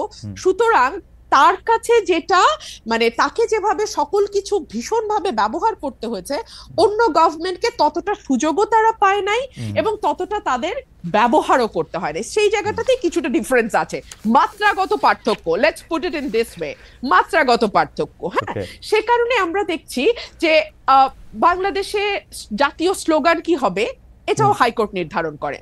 একটা পলিটিক্যাল কোয়েশ্চেন, বাংলাদেশে নির্বাচন কিভাবে হবে, for God sake, it's a political question Khaled ভাই, তাই না? মানে আপনি যেই দলই করেন, যেই মতই করেন, কিংবা আপনি যাই হন না কেন, আপনি যদি সুস্থ মানুষ হন, আপনি যা বুঝবেন যে এটা পলিটিক্যাল কোয়েশ্চেন। কিন্তু এইটাও আমরা না হাইকোর্ট বা অ্যাপেলেট ডিভিশন থেকে এটা করায় নিব। আবার ধরেন আমাদের সংবিধানকে আমরা মোটা দাগে একটা পারিবারিক বইয়ের মতো করে ফেলবো। আমরা যা যা চাই তার সবই সংবিধানে থাকবে, এবং এমন সব অদ্ভুত প্রপোজিশন আমরা সংবিধানে দেব যে আমরা সামনে ভবিষ্যতে যত সংসদ আসবে সেই সবগুলো সংসদকে আমরা বেঁধে ফেলার চেষ্টা করব। মানে তারা কি কি আইন করতে পারবে, কি কি পারবে না, সংবিধানের কোন কোন অংশ তারা 2/3 কেন 3/4 মেজরিটি দিয়েও চেঞ্জ করতে পারবে না, এরকম অংশ আমরা সংবিধানে বলে আবার সেটা লিখে দেব যেটা অপরিবর্তনীয়, which itself is unconstitutional, okay, which itself is unconstitutional. So এগুলোর মধ্যে দিয়ে তো বাংলাদেশ গেছে। সে কারণে আমি মনে করি খালেদ ভাই যে আমরা না একটা ঝাঁকি খেয়েছে বাংলাদেশ, মানুষ, দেশ, রাষ্ট্র, সরকার ঝাঁকি খেয়েছে, কিন্তু এই ঝাঁকিটাতেই যে আমরা একেবারে ঠিকঠাক ফিটফাট হয়ে বিলাতি কায়দার ওয়েস্টমিনিস্টার গণতন্ত্রে অভ্যস্ত হয়ে যাব, কিংবা ইভেন ঘরের পাশের ভারতের গণতন্ত্র আমরা বুঝে যাব, এটা ভুল। আমাদেরকে আরো অনেক দূর যেতে হবে খালেদ ভাই, অ্যাটলিস্ট ভারতের পর্যায়ের একটা গণতন্ত্র এবং প্রাতিষ্ঠানিকীকরণের দিকে যেতে আমাদের আরো 50-100 বছর সময় লাগবে। এবং সে কারণে আমি আমার আগের সেগমেন্টের কথা ধরে আমি একটু সূত্র ধরে বলি যে আমাদের মতন মানে ধরেন অ্যাজ অন টুডে আমার যে ভূমিকা, হ্যাঁ, এটার জন্য আমাদের মতন মানুষদেরকে কিছুটা প্রাইস পে করতে হবে, পে করতে করতে করতে করতে এক সময় গিয়ে, সেটা আজ থেকে মেবি 70 বছর 80 বছর পরে, হয়তো দলগুলোর ভেতরে সেরকম ডেমোক্রেসির চর্চা আসবে, হয়তো রাষ্ট্রের ভেতর সেরকম ডেমোক্রেটিক ভয়েস আমরা পাবো যেটা একটা স্মুথ ডেমোক্রেসিকে সাপোর্ট করে। এইটুকুই আমি বলতে পারি। বেরিসা ফারহানা, তাহলে আমরা এরকম ধরে নিতে পারি যে আপনার কথা থেকে যদি আমরা একটা উপসংহার টানতে চাই যে ধরেন সবগুলি দল, বিএনপি ইনক্লুডেড, এর মধ্যে গণতন্ত্র আসতে 70-80 বছরের মতো লাগতে পারে। দেখুন, আমি it's just a speculation, it could be 50 years। আচ্ছা ঠিক আছে, আমি আচ্ছা ঠিক আছে, it all depends on the will of the people। আমার দেশের মানুষ আসলে কি চায়, ওকে রাইট, হ্যাঁ, আমার দেশের মানুষকে সচেতন করার দায়িত্ব আমাদের, কতটুকু সচেতন করা হবে, কত সময় নিয়ে হবে, এটা তাদের উপর। আমার বেশি ফারহানা, আমি একটু আসি আপনার কাছে, আমি মান্নাভাইকে যেতে চাই। মান্না ভাই, আমি আপনাকে প্রশ্ন করেছিলাম যে এটা তো এরকম হওয়ার কথা যে নেত্রী আসলে, আপনি আপনার এই প্রশ্নের জবাবটা দেওয়ার আগে যেহেতু একটু অধিকার চর্চা করতে পারিনি কি, আমি যে প্রশ্নটা আপনি রুমিন ফারহানা করেছেন, আচ্ছা শিওর, তাহলে আপনি একটু বলেন, আমরা একটু আপনাকে আরেকটা জিনিস শোনাই যে আমরা দর্শকদের কাছে প্রশ্ন করেছিলাম যে নির্বাচনের আগে বড় ধরনের সংস্কার করা হবে, এমন মন্তব্য করেছেন প্রধান উপদেষ্টা ডক্টর মোহাম্মদ ইউনূস। অন্তর্বর্তী সরকারের এই অবস্থান সমর্থন করেন কিনা, বড় ধরনের সংস্কার করা হবে এটা সমর্থন করেন কিনা, সেইটা সমর্থন করেন শতকরা 83% দর্শক, সমর্থন করেন না হচ্ছে 17% দর্শক। আমাদের জন্য একটা স্টেগারিং নাম্বার, 145,000 মানুষ, মানে 1 লাখ। কি অবস্থা দেখলে তো তাই বোঝাই যায়, খুব স্পষ্ট বলা যায়। তো এই কারণে যখন প্রশ্নগুলো করেন না আপনারা, বা ধরেন অন্যরা কেউ জিজ্ঞেস করে, যিনি জবাব দিচ্ছেন বা যাকে প্রশ্ন করেছে তাকে আপনার ভাবতে হবে যে এই মানুষটা উইথ অল অডস যেভাবে ফাইট করেছেন, that is the glory, that is the victory. এবং এইটা মানুষের মধ্যে কিন্তু ইনস্টিলড হয়ে যায়। না হলে আমি এখন মানুষের এত ভালোবাসা পাই কেন? আমি কিন্তু অনেস্টলি বলি, আমি মনে করি মানুষের ভালোবাসা আমি প্রায় শিখতে পারছি এখনো, এরকম দেখি। তো সেই কারণে আমি মনে করি যে আমি আমার কথা বলতে পারি মান্না ভাই, আমি যতদিন ধরে এই মানে বিশ্ববিদ্যালয়ে ভর্তি হওয়ার পর থেকে আমি আপনাকে চিনি, আমি আমার কথা বলতে পারি যে আমার সম্মান আপনার জন্য, আমার সম্মান মানে এইটার সাথে আমি জনাব ওবায়দুল কাদেরের তুলনাই করতে চাই না। মানে এটা এক পংক্তিতেই জীবনে বসবে না। সেটা আমি আগেও আপনাকে বলেছি, ওবায়দুল কাদের সাহেব যখন সাধারণ সম্পাদক ছিলেন, মন্ত্রী ছিলেন, বিরাট বড় কিছু ছিলেন, তখনও বলেছি সামনাসামনি। মানে এটার কোনো একটা তুলনাই হতে পারে না, মানে এটা তুলনীয়ই না। আপনি যদি মনে পড়ে গেল উদাহরণটা সেই জন্য এটা বললাম। এই জন্য আমি মনে করি যে এটা রুল ভারতকে জিজ্ঞেস করার দরকারই নাই, সে যেটা করতে থাকবে, টাইম উইল পে হার, এটা আমি মনে করি। যাই হোক, আমি আপনার প্রশ্ন আসি, একটা জিনিস বলি, মানুষ খুব জটিল জিনিস। আমি এটা অনেক চিন্তা করেছি, লোকজনের সাথে কথাবার্তা বলতাম, মানুষ জটিল কেন? কারণ সবচেয়ে জটিল ম্যাটার হচ্ছে ব্রেন, এবং বলে যে একটা ম্যাটার যত জটিল হবে, যত কমপ্লেক্স হবে, তার মানে সেটা তত ডেভেলপ। যে কোনো ডেভেলপ জিনিসই কিন্তু জটিল, খুব ইজি বোঝা যায় না, বুঝে গেলে ইজি। তো মানুষের এত জটিলতার মধ্যে, ধরেন আপনাকে আমি যদি প্রশ্ন করি, আদম হাওয়া খুব আরামে ছিলেন, বেহেশতে ছিলেন, কে কামড়ালো, কোন পোকা কামড়ালো তোমাকে যে ওই গন্ধম ফলটা খেতে হবে? তার জন্য বেহেশত থেকে ফেলে দিল পৃথিবীর মধ্যে, করলো তো। আমাদের এত বড় সম্মানের একটা জায়গার একজন মানুষ, আমাদের ধর্মগ্রন্থ অনুযায়ী, বিশ্বাস অনুযায়ী, তিনি করলেন। মানুষকে এইখানে বোঝা মুশকিল। এরকম বহু জায়গায় আছে মানুষের বিহেভিয়ার বোঝা যায় না। আমার ডেফিনেটলি আপনার পার্লামেন্ট, বুর্জুয়া পার্লামেন্টারি ডেমোক্রেসিতে it is a rule of the party. ওই পার্টি না করতে বলে তো হবে না। আমি মাহমুদ আবুল মান্না যদি আজকে বাংলাদেশের মানুষ রায় দেয়, উনি হচ্ছেন বাংলাদেশের সবচেয়ে ভালো মানুষ, সবচেয়ে জ্ঞানী মানুষ, সবচেয়ে বুদ্ধিমান, বিচক্ষণ ইত্যাদি ইত্যাদি, কিন্তু আর কোনো পার্টি নেই, আবার কি দাম আছে? আমি তো ডক্টর ইউনূসের মতো চান্স পাবো। ডক্টর ইউনূস এত বড় নোবেল টোবেল পেয়ে আন্তর্জাতিক ব্যক্তি হওয়ার পরে একটা চান্স পেয়ে উপদেষ্টা হয়েছে, বাকি ওরকম কত লোক আছে, কেউ হতে পারেনি। তো কাজে ইন্ডিভিজুয়াল দিয়ে ওরকম পারবেন না আপনি, ওইখানে দল লাগবেই। এবং ওই কারণেই দল যদি বড় হয়, তাহলে দলের নেত্রী যিনি, তিনি একটা অখাদ্য হলেও মানুষ কি করবে ওটাই মুখে দিয়ে রাখবে, তার কাছে বিকল্প নাই, তো সেরকম করেই রাখবে। এটাকে মানুষের দোষ দিয়ে লাভ নাই। আপনি যদি মানুষের কাছে দলটা থাক, কিন্তু মানুষের মধ্যে এই আকাঙ্ক্ষা আসা উচিত ছিল না, যিনি 3টা নির্বাচন ম্যানিপুলেশন করেছেন, যিনি হচ্ছে বাংলাদেশের সকল প্রতিষ্ঠানগুলিকে ধ্বংস করেছেন, মানে সেটা নির্বাচন কমিশন হোক, পুলিশ হোক, আমলা হোক, বিচার বিভাগ হোক, ইউ নেম ইট, উনি করছেন। মানুষের মধ্যে থেকে এইটা আসা উচিত না, ঠিক আছে আমরা আওয়ামী লীগ করবো কিন্তু উনাকে বাদ দিয়ে এইটা করার কথা জানেন। আমি বিশ্বাস করি, ধরেন আমি বিশ্বাস করি, প্রমাণ দিতে পারবো না, যদি দেশের সামনে নির্বাচন হয় 1 বছর পরে, আমি এটা প্রস্তাব করছি না, আমাকে কেউ ভুল বুঝলে আমি তাদের কাছে ক্ষমা চাইছি, সেই নির্বাচনে আওয়ামী লীগও আছে, ধরেন নির্বাচন করতে পারছে, কেউ কোনো মারপিট করছে না, বাধা দিচ্ছে না, সভা ভাঙছে না, ওই ভোটে আওয়ামী লীগ গো হারাহারি। হ্যাঁ আমি মনে করি তাই। তারপর ধরেন এই যে একটা উদাহরণ আছে, যেরকম ফ্রান্সে বাঁকো তো 4 নম্বর পার্টি ছিল, সে জিতলো কিভাবে? আমাদের দেশে এরকম হতে পারে। আমি প্রায় বলি বক্তৃতায়, আমার খুব প্রিয় একটা সেন্টেন্স বলেন, অতিকায় হস্তি বিলুপ্ত হইয়াছে, টিকটিকি টিকি আছে। ওই বড় আছেন এই অহংকার করলে কিন্তু কোনো লাভ হবে না। আর সিংহ বনের রাজা হাতি নয়, যদিও হাতি প্রাণী হিসেবে বড়। এই জন্যে মানুষের চয়েসের উপরে আপনার ভরসা থাকতে হবে, মানুষের চয়েসটাই শেষ কথা। তবে এখন মানুষের যদি সেই এডুকেশনটা না থাকে, তাহলে তার বিলম্ব হবে। ওই যে রুমিন বলছে না, যেটা হয়তো 20-25 বছর লাগবে, আমি বছর মানে সংখ্যা দিয়ে বলবো না, কিন্তু মানুষের সময় লাগবে। কিন্তু আমার কাছে খুবই বিশ্বাস করবো, আমি মনে করি আপনি খেয়াল করেছেন, অ্যাগেইন এখন পর্যন্ত BNP is the biggest party, BNP হলো সবচেয়ে জনপ্রিয় দল। কিন্তু এই বিএনপি 5 আগস্টের ক্ষমতা পরিবর্তনের একদম অব্যবহিত পরেই যখন পার্টি অফিসের সামনে বিশাল সমাবেশ করে বলল 3 মাসের মধ্যে নির্বাচন দেন, তখন সমস্ত মানুষ বিরোধিতা করেছে, বলেছে রক্তের দাগি করে কিভাবে নির্বাচন। কিন্তু মানা ভাই, আপনি যদি এখন কান পাতেন, আপনি কিন্তু শুনবেন যে সব মানুষ এখন নির্বাচন চাচ্ছে, কারণ ডক্টর ইউনূস সরকার মানে অনেক জায়গা থেকেই আসলে সিদ্ধান্তই নিতে পারতেছেন। আপনি যদি অর্থনীতির সূচকগুলি দেখেন, বলতেছে যে আমলারা, আপনি কোনো কার্ভের মধ্যে তো আপনি কোনো মানে পরিবর্তন দেখবেন না, এবং এটা তো ওইটা আপনার লাস্ট প্রশ্ন ছিল, তার জবাবটা আমি দেবো। আমি যতখানি পারি ততখানি বলবো। তার আগে এই কথাটা বলিনি, আজকে যদি মানুষের কাছে অল্টারনেটিভ থাকতো না, তাহলে কিন্তু এটা হতো। ধরেন কোনো কারণে মানুষ এখন মনে করছে না বিএনপি তো আওয়ামী লীগের মতোই করছে, তারপরে ভোটের মাঠে গিয়ে এসে দেখলো যে বিএনপি আছে বিগেস্ট, কাছাকাছি আছে, ধরেন কথা জামাত, কিন্তু কাছাকাছি বাড়ি গিয়ে বিএনপি যদি 80 হয়, তাহলে জামাত হলো 10। না, জামাতের এত শক্তি নাই মনে হয় মান্না ভাই, আমার মনে হয়। কথার কথা বললাম, 80 আর 10 বলছি তো, এইটাতেও মানুষ আর জামাতের কাছে যাবে, বিএনপির কাছে যাবে, যদি সে বিএনপির ব্যাপারে ক্রিটিক, কারণ আর কিছু নাই।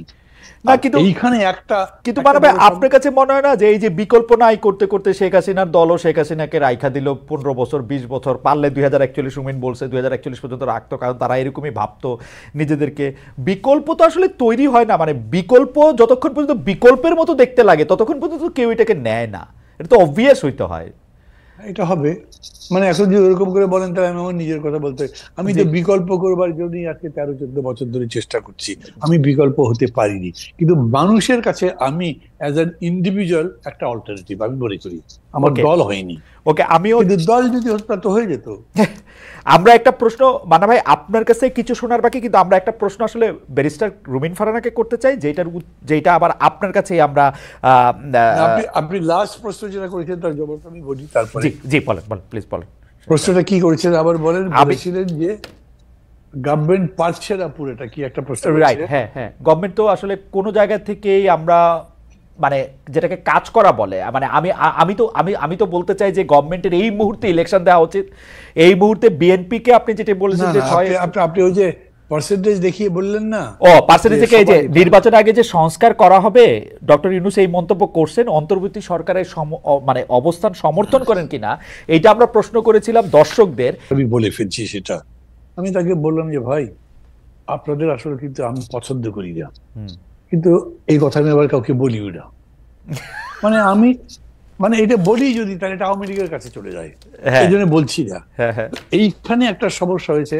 আমি ওই যে বললাম, আপনি একটা প্রথম উদ্ধৃতি দিয়ে বললেন না যে আমি বলেছি যে না এটা ইয়া হয় না, এর আগে আরেকদিন আর একটা ইয়েতে বলেছিল, আমাকে জিজ্ঞেস করেছে যে কত পার্সেন্ট কাজ করেছে, আমি বলছি ম্যাক্সিমাম বলে 40% হবে, এর বেশি করতে পারিনি। এখন হলো ধরেন ইলেকশন করবার জন্য যে মিনিমাম দরকার একটা জনবান্ধব পুলিশ, অন্তত ডেমোক্রেসি, ভোট হোক এরকম একটা চাই মতো পুলিশ, সেটা একটা বিউরোক্রেসি, সেটা একটা ইলেকশন কমিশন, কিচ্ছু নাই।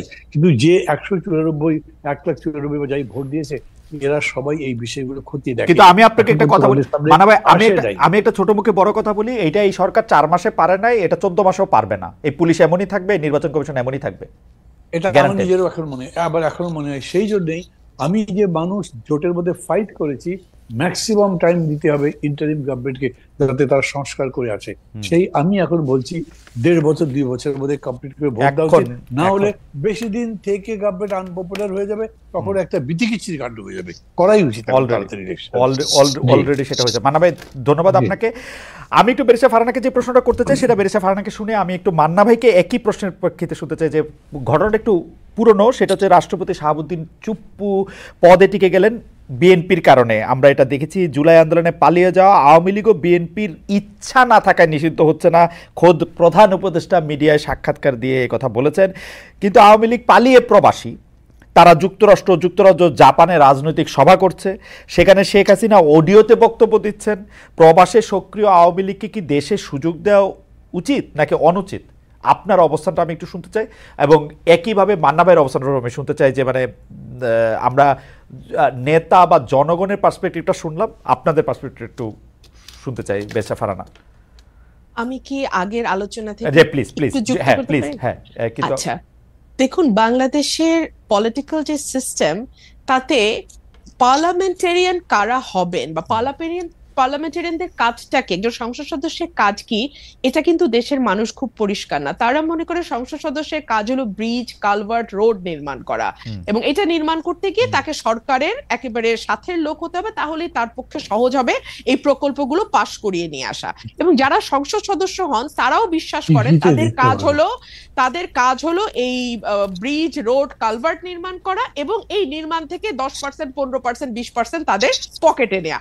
এটা হচ্ছে একটা মিউচুয়াল আনরিটেন এগ্রিমেন্টের মতন, হ্যাঁ, জেন্টলম্যান এগ্রিমেন্ট। কিন্তু আসলে তো একজন সংসদ সদস্যের কাজ সেটা নয়। একজন সংসদ সদস্যের কাজ পলিসি মেক করা, একজন সংসদ সদস্যের কাজ আইন প্রণয়ন করা, একজন সংসদ সদস্যের কাজ সরকারকে জবাবদিহিতার মধ্যে আনা। দেখুন, সংসদের 70 অনুচ্ছেদ সংবিধানের, আমরা যে এটা নিয়ে এত লাফালাফি করছি, আচ্ছা সংবিধানের 70 অনুচ্ছেদে অনুযায়ী আপনি দলের বিপক্ষে ভোট দিতে পারবেন না। আপনি কি 54 বছরে দলের সমালোচনা করে কোন সংসদ সদস্যকে সংসদে দাঁড়িয়ে বক্তব্য দিতে শুনেছেন? না। কিন্তু বেরিসা ফারহানা, আপনারা তো সংসদের বাইরে ছিলেন 15 বছর, আপনাদের তো 70 অনুচ্ছেদ ছিল না। আমরা কি দেখেছি আপনারা দলের সমালোচনা করে পল্টন ময়দানে বক্তৃতা দিয়েছেন? আপনি পল্টন ময়দানে তো 70 অনুচ্ছেদ নাই। আমরা পল্টন ময়দানে বক্তৃতা দেই নাই, আমরা এতই মাইরের উপরে ছিলাম। আমি আমার ব্যক্তিগতটা বলতে পারি যে আমি ওই মাইরের বর্ণনা দিতে দিতে, আর যাকে আনা হতো আমার সাথে, সে ওই মারকে ডিফেন্ড করতে করতে এমন একটা জায়গায় নিয়ে যাইতো যে কনস্ট্রাকটিভ আলোচনার জায়গাটাই তো ছিল না। আপনি বলেন তো, সাংবাদিক হিসেবে খালেদ মহিউদ্দিন গত 15 বছরে, হ্যাঁ, যদি 2 দল নিয়ে এসে বসছেন, কোন কনস্ট্রাকটিভ আলোচনা সেই অর্থে গঠনমূলক আপনারা কি করতে পারছেন খালেদ ভাই? ছিল না, ওই পরিবেশ ছিল না, এটা বইলা তো লাভ নাই। তো এখনই বা কত গঠনমূলক আলোচনা হয়, এই প্রশ্নও তো আমি বলতে পারি। আমি তো তবু কিছু কথা বলি ভাই, হ্যাঁ, এর বাইরে তো আমি আর কাউরে কোনো কথাও বলতে শুনি না। এই অভ্যুত্থানটা হইছে এক পালের জায়গায় আরেক, বিষয়টা তো তা না রে ভাই। রাইট, বেরিসা ফারহানা, আপনি যদি ওইটা একটু বলতেন যে শেখ হাসিনা যে অডিওতে বক্তব্য দিতেছেন প্রবাসী বিভিন্ন জায়গায়, ওইটা দিয়ে যদি মন্তব্য করতেন। জি, ওইটা নিয়ে আমার মন্তব্য খুব পরিষ্কার। আমরা শুরুতেই শুনলাম যে শেখ হাসিনা দেশ থেকে পালিয়ে গেছে। পালাতে দিল কারা? এক, কেন তাকে, আমি জানি সেনাবাহিনীর সাহায্য নিয়ে তিনি বিমানে করে পালিয়ে গেছেন দেশ থেকে, সেনাবাহিনী তাকে তার হেফাজতে নিতে পারতো কিনা এই প্রশ্ন আমি রাখি। কারণ তিনি তো আসলে প্রত্যক্ষ এবং পরোক্ষভাবে 2000 হত্যাকাণ্ড, 25,000 মানে কি বলে অ্যাসল্ট এবং প্রায় 1,500 মানুষের চোখ হারানোর সঙ্গে সম্পৃক্ত, তাই না? দুর্নীতি টুর্নীতি সরিয়ে রাখি। 2 হলো 800 সামথিং এর একটা তালিকা নাকি ছিল সেনাবাহিনীর কাছে যারা তাদের হেফাজতে ছিল। সেই তালিকায় কাদের নাম ছিল এখন পর্যন্ত আমরা জানি না। তারা দেশ থেকে পালালো কি করে বা আদৌ পালিয়েছে কিনা তাও আমরা জানি না। আচ্ছা, আমরা অল্প কিছু লোককে বিচারের আওতায় আনতে দেখলাম, এবং ফর এক্সাম্পল সালমান এফ রহমানের বিরুদ্ধে খুনের মামলা। আরে যার বিরুদ্ধে আপনি শেয়ার কেলেঙ্কারি নিয়ে কিংবা ব্যাংক লোপাট নিয়ে বা এস আলমের বিরুদ্ধে ব্যাংক খাওয়া নিয়ে মামলা করতে পারেন, তাদের বিরুদ্ধে আপনি 302-তে গেলেন। মানে যার যেদিকে যাওয়ার কথা না তারটা সেদিকে গেলেন। এতে হয় কি, মামলার মেরিট কমে যায়, জনগণের বিশ্বাস কমে যায়, এবং last but not the least, মানুষ মনে করে ও ওরা তো এখন পাওয়ারে নাই, এখন সব ওদের বিরুদ্ধে ঢালাও মামলা হবে। আবার যখন ওরা পাওয়ারে আসবে তখন এগুলো সব ঢালাও মামলা হিসেবে বাতিল হয়ে যাবে। এবং কালচারের মধ্যে আমরা চলতেছি। এবং এখন তো ন্যারেটিভ আরো পাল্টে গেছে যে শেখ হাসিনা আসলে বিদেশে পালায় যান নাই, জানো নাই, তাকে জোর করে তাকে একটি বিমানে উঠিয়ে দেওয়া হয়েছে এবং সেখান থেকে জোর করে তাকে মানে বাইর করে দেওয়া হয়েছে, যেটা আসলে প্র্যাকটিক্যালি ইম্পসিবল। শেখ হাসিনা প্রধানমন্ত্রী থাকা অবস্থায় তিনি যদি চাইতেন তার গায়ে স্পর্শ করার আগে এসএসএফ এর অনেক জায়গাগুলি পার হয়ে অনেকগুলিটা হইতে তিনি পালায় গেছেন, সেইটাই ঠিক। বাট নেরেটিভ এখন পাল্টানো হয়েছে। আমরা একটু মান্না ভাইয়ের কাছ থেকে একটু জানতে চাইবো। আমাদের একজন দর্শক এইবার আমাকে প্রশ্ন করেছেন, এবার আমাকে এখন প্রতিষ্ঠানগুলি কি করেছে। আমি এটা জয় বলতে চাই, কোনো কিছু ধ্বংস করতে আসলে যত সহজে সম্ভব সেগুলিকে গড়ে তোলা বা সেগুলিকে শুশ্রূষা করা আসলে সম্ভব না। আপনি একজন কুস্তিগির বা একজন মুষ্টিযুদ্ধকে মেরে আধমরা বা কোমায় নিয়ে যাওয়ার পরের দিন একদিনেই তিনি আবার সুস্থ হয়ে ফাইট করতে থাকবেন, ব্যাপারটা এরকম কখনোই হয় না। প্রতিষ্ঠানগুলি এখন কি করছে সেটার ক্ষেত্রে হচ্ছে আমার জবাব। প্রতিষ্ঠানগুলি শেখ হাসিনার 15 বছরের প্রতিষ্ঠান ধ্বংসের ফলে, এটা আমার মতামত, বাংলাদেশকে 35 বছর ভুগতে হবে ধ্বংসমাত্র একটা প্রতিষ্ঠান নিয়ে। এটা এর চেয়ে একটু কম হতে পারে। মানে আপনি যদি একটু বলেন যে এই যুক্তরাজ্য জাপান এখানে যে রাজনৈতিক সমাবেশ করতেছে এটা আসলে ঠিক হচ্ছে কিনা, আবার মানে মানে মানে ডক্টর ইউনূস যে বলতেছেন আসলে বিএনপির জন্য পারতেছি না আওয়ামী লীগরে ঠিকঠাক করতে, ওইটা নিয়ে যদি এটা উনি যদি বলেন খুব মুশকিল। জানেন সম্ভবত খালেদ যে ডক্টর ইউনূস আমার ডাইরেক্ট টিচার ছিলেন। জি, চিটাগাং ইউনিভার্সিটিতে। ডাইরেক্ট টিচার থাকলে একটা অসুবিধা হয় না, সমালোচনা করতে কিরকম নিজের মধ্যে লাগে। কিন্তু তারপরে আমি তো বলতে বাধ্য হচ্ছি, ধরেন এখন সবচেয়ে ভালো ক্রিকেটারকে আপনি ফুটবল খেলতে দেবেন, আমি দিনে ওকে ফুটবল ভালো খেলতে পারবে নাকি? ওনার আপনি প্রথম থেকে যে বক্তৃতাগুলো করেন সেগুলো যদি খেয়াল করেন, উনি বলছেন বাংলাদেশ হবে একটা ফ্যামিলি, আমরা ইনক্লুসিভ ডেমোক্রেসি করতে চাই। এই দুটো কথার কিন্তু কোনো ব্যাখ্যা দেননি, কিন্তু এটার ব্যাখ্যা একটাই দাঁড়ায় যে আপনি এদেরকে অ্যাকোমোডেট করে রাজনীতিটা করবেন। আমি এটাকে খারাপ ভালো কিছু বলছি না, কিন্তু আমি মনে করি it's a huge question from transition from fascism two democracy. কিভাবে যাবে ডেমোক্রেটিক ওয়ে? ডক্টর ইউনূস সম্ভবত মনে করতেন একটা ডেমোক্রেটিক ওয়েতে যেতে হবে। আমেরিকানরা তো সবসময় তাই মনে করে, গণতান্ত্রিক পদ্ধতিতে এইটা করা যাবে না, এগুলো সব বলে।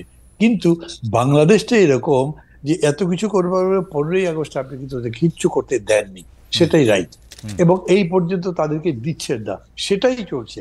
কিন্তু আপনি বক্তৃতা যেগুলো করছেন এবং সেই ভিত্তিতে সেটা বুঝে, সাগর ভাই তো বলেই দিল, কই তাদের তো ব্যান করি নাই, তাদেরকে তো সমাবেশ করতে নিষেধ করি নাই, চাকরি যেতে যেতে কোনোভাবে বাঁচলো তারটা, উনি পোস্টেড আউট হয়ে গেলেন, মানে আর এক দায়িত্বে চলে গেলেন। তো এই ক্রাইসিসটা আগে বুঝতে হবে। আমরা এই গণতন্ত্রের প্রত্যাবর্তনটা করবো যে সেই পদ্ধতি কি, এটা ট্রায়াল এন্ড এরর দিয়ে হতে পারে। আমি মনে করি যতদূর ডেমোক্রেটিক অ্যাটমসফিয়ার রেখে করা যায় সেটা ভালো, আমি এটা প্রেফার করবো। এটা আমার ব্যক্তিগত চয়েস। ডক্টর ইউনূস যদি এটার পক্ষে থাকে আমি তার সাথে আছি, যদি অন্য কিছু বোঝান তাহলে সেটা বলবেন। কিন্তু আমি মনে করি এইটা করতে গিয়ে আবার উনি মনে করেছেন যে গণতন্ত্রে কি আপনার জরুরি অবস্থা নাই, গণতন্ত্রে কি নিষেধাজ্ঞা নাই, গণতন্ত্রে কি 144 নাই? আছে তো, আপনি এগুলো চর্চা করেই কন্ট্রোল করতে পারতেন। আমরা যখন বলেছি সাইবার সিকিউরিটি অ্যাক্ট সব বাতিল করে দেন, সেটা আমাদের সবাই ছিল, কিন্তু এখন সাইবার সিকিউরিটি অ্যাক্ট বাতিল করবার কারণে আপনি শেখ হাসিনার বক্তৃতা বন্ধ করতে পারছেন না, অন্যান্য কাজ করতে পারছেন না। এইখানে ডেফিনেটলি গভর্নমেন্টের স্ট্রং হওয়া দরকার ছিল। কেন? আমাদের দেশ তার অতখানি অভ্যস্ত নয়, অতখানি শিক্ষিত নয়। শেখ হাসিনা আবার বক্তৃতা করছে, তার মানে ওর কিছু হয়নি, তো ঠিকই আছে। কমন পিপল তো এরকম করে ধারণা করে, কিন্তু সাধারণত এরকমই হয়, পড়ে যাওয়ার পরে, পতন হবার পরে, পরাজয়ের পরে তাকে দেখা যায় না জনসমক্ষে। ব্যাপারটা এখন উল্টা হয়ে গেছে, এই জন্য তাদেরকে বলছে স্ট্রেংথ আছে। যদি এরকম হয় যে সুশাসন দিয়ে ডক্টর ইউনূস গণতন্ত্র প্রতিষ্ঠা করতে পারতেন, তাহলে শেখ হাসিনা আর আওয়ামী লীগ দিয়ে ফিরে আসতে পারতেন কিনা সমস্যা। কেন? যে এই 15 বছরে যে দুঃশাসন, লুটপাট যা যা করেছে, তার পক্ষে কোনো ন্যারেটিভ তো তারা তৈরি করতে পারতো না। তারা মানুষের কাছে কি নিয়ে আসবে? আমাকে ভোট দাও, আমি জনগণের পক্ষে আছি, তোমরা আমাকে সমর্থন করো। কেন এই 15 বছরে আমি এই কাজ করেছি, ওরা ভুল বলছে, এটা তারা বলতে পারবে না। কারণ হচ্ছে জলজান্ত এমন অনেকগুলো উদাহরণ আছে, মানে যেমন তার পিওর যে 400 কোটি টাকা কামাই করছে, অথবা ধরো এই যে 2টা মেট্রো স্টেশন ঠিক করতে লেগেছে মাত্র 100 কোটি টাকার নিচে, উনি বলেছে লাগবে 400 কোটি টাকা। তারপরে কত বড় চোর উনি নিজে, এটা তো বোঝা যাচ্ছে, মানুষ কিন্তু বোঝে। এর ফলে আমি মনে করি এটাও একটা ট্রায়াল আর এরর ভেতরে যেতে পারে, কিন্তু তার সাথে সাথে একটা সুশাসন আর একটা হচ্ছে দক্ষ শাসন, যেটা নিয়ন্ত্রণও করতে পারে, যেটা এনার্কি কিংবা ভায়োলেন্সকে কন্ট্রোল করবার মতো ক্ষমতা রাখে। নট ওই যে ছাত্রদের পার্টিদের সেরকম করে না, কত তাড়াতাড়ি পুলিশটা অর্গানাইজ করতে পারেন, কত তাড়াতাড়ি সবগুলো এজেন্সিকে অ্যাক্টিভ করতে পারেন, কিন্তু গভর্নমেন্ট তো সেগুলো ফেল করছে। ফলে হয়েছে কি, এখন প্রশ্নটা বড় করে তৈরি হয়েছে, তো ওরাই কি আবার ফিরে আসবে? অনেকে ভাবছে এগুলো, এই ভাবনাটাও আপনি একদম মানে মৃত্যু ঘটাতে পারতেন যদি আপনি বাজার দরটা ঠিক করতে পারতেন, আপনি ট্রাফিক কন্ট্রোল করতে পারতেন, জ্যাম কমাতে পারতেন। এবং আবার বলি, এখন তো আসলে পুলিশের ঘুষটুস তো চলছে ভেতরে ভেতরে, শুরু হয়ে গেছে, খালি পুলিশের মধ্যে না, সিভিল অ্যাডমিনিস্ট্রেশন এগুলো শুরু হয়েছে। এমনি মানা ভাই, এরকমও তো মানে এটা তো আসলে শোনা কথাই, এই সরকারে যারা আছেন যে উপদেষ্টারাও কি ঘুষ খাচ্ছেন এখন? কথা তো শুনি বাজারে, বাজারে শুনি। এখন ধর এই যে আপনাকে যেটুকু আমি বললাম, এটা একটা স্বীকৃতির মতো ব্যাপার হলে বেচারা একটু বিপদে পড়বে, তাদেরকে এটা ফেলতে চাই না, কিন্তু যদি করে থাকে তাহলে এর চাইতে বড় রকম সমালোচনা তো তাদের সামনে পড়তে হবে। কে খাতির করতে যাবে বলেন? আপনাদের দৃশ্যমান যদি হয় বিষয়টা তাহলে হবে। তাছাড়াও যখন উনি এই ছাত্রদেরকে উপদেষ্টা নিয়োগ করলেন, তখন কিন্তু অনেকে প্রশ্ন করেছে এই বিষয়টা, মানে ছাত্রদেরকে আন্দোলনে জিতেছে বলে ক্ষমতাই আনতে হবে, এটা তো একটা কথা না। দ্বিতীয় কথা, যদি আপনি আনলেনও তারপর তাদেরকে গাইড করবার প্রশ্ন ছিল, আপনি তাদের হাতেই কন্ট্রোল দিয়ে দিলেন, তারাই সব চালাতে যদি লাগে, তাদের তো লার্নিং এর পিরিয়ডটাই ঠিক মতো শেখা হলো না, তাহলে কি করবে? উনি যখন নিজে বক্তৃতা করেন, ওই ওল্ড ইয়েদের বাদ দাও, তোমাদের নিজেদের করতে হবে, that is not the right way to say things. Because আপনি অভিজ্ঞ লোকজন ইয়ে না হলে তো, আপনি আছেন ডক্টর মোহাম্মদ ইউনূস, 84-85 বছর বয়স, আপনাকে থাকতে হচ্ছে, আপনাকে আপনাকে একটু আমি ইয়ে করছি, কারণ আছে যে চ্যানেল 24 কে হ্যান্ড ওভার করার জন্য আমরা চ্যানেল 24 আসলে তাদের ওই যে টপ অফ দ্য আওয়ার নিউজের মধ্যে চলে যাবে। আমরা আরো কিছুক্ষণ আপনাদের সঙ্গে থাকতে চাই, সেই জন্য হচ্ছে চ্যানেল 24 নিশ্চয়ই তাদের বিজ্ঞাপন এবং অন্যান্য কিছুর জন্য আমরা চলে যাবে। আমরা আপনার কাছে যে বিষয়টি এখন জানতে চাইবো, এটি একটি শেষ বিষয়, আপনি তো কিন্তু এই বিষয়টি আবার রুমিন ফারহানাকেও জানতে চাইবো, সেটি হচ্ছে যে ভারতের পররাষ্ট্র সচিব বাংলাদেশ সফর করেছেন। দুটি বিষয় তিনি অনেক কথা বলেছেন বলে মিডিয়াতে এসছে, দুটি বিষয় হলো আমাকে সবচেয়ে বেশি মানে আমাকে নাড়া দিয়েছে। একটি হচ্ছে তারা বলেছেন যে আগের সরকারের সাথে তাদের যে সম্পর্ক ছিল, এই সরকারের সাথেও তারা সেই সম্পর্কই রাখতে চান। এই প্রসঙ্গে তারা মনে করিয়ে দিয়েছেন যে ডক্টর ইউনূসকে যেই বিদেশি সরকাররা সবচেয়ে আগে সমর্থন জানিয়েছেন, অভিনন্দন জানিয়েছেন, তার মধ্যে মোদী সরকার একজন।